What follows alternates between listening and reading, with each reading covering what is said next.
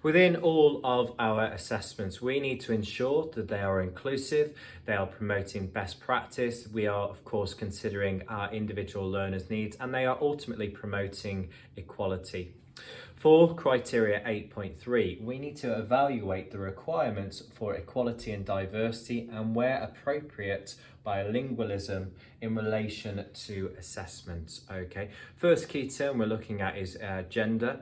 Of course, we are promoting the Equality Act of 2010 in a sense that we have the protected characteristics of our learners, and we need to of course make sure that provisions are set for individual learner needs, of course, that reasonable adjustments have been promoted.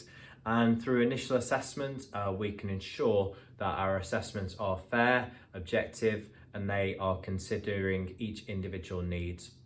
We need to make sure that the protected characteristics of the Equality Act are being upheld and that discrimination against any learners does not take place. Okay, so we need to be mindful that our assessments are fair, inclusive, and they are promoting the Equality Act.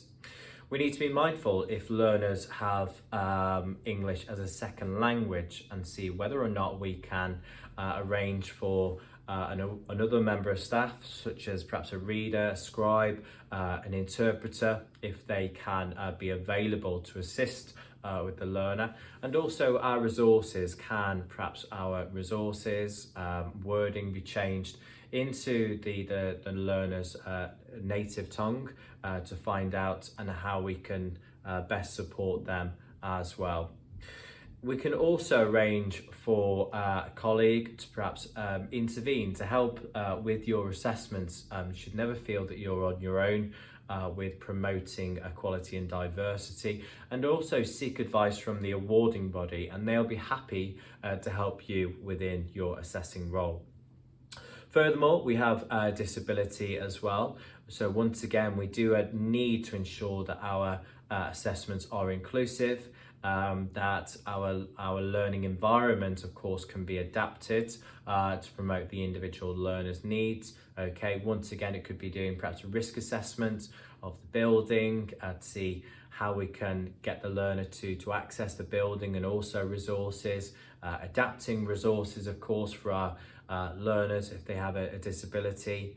Once again, of course, initial assessment can really help to find out about how we can sort of revamp, we can change assessments to suit the learner, and also always follow health and safety guidelines where possible within assessment practice. Okay. Furthermore, we have language, race, culture, and also religion as well. Okay, so once again, we just need to be mindful here of any language barriers. If once again learners have English as a second language, we need to be confident that they've understood any instruction. So once again, if you can perhaps use a second assessor to help you, an interpreter here. We also need to be aware of prayer times, religious holidays. We need to approach the learner to see whether or not they do have any specific festivals, prayer times that they're following, and how we can adapt our assessments to follow suit as well. Okay, but just to reiterate, initial assessment is a fantastic tool with promoting how to promote equality and diversity. In terms of the textbook, do have a look at the ones provided in order to find out some more information on how we can promote equality and diversity. If you are currently assessing as well, would like to find out within your assignment how best you promote equality and diversity within your current practice.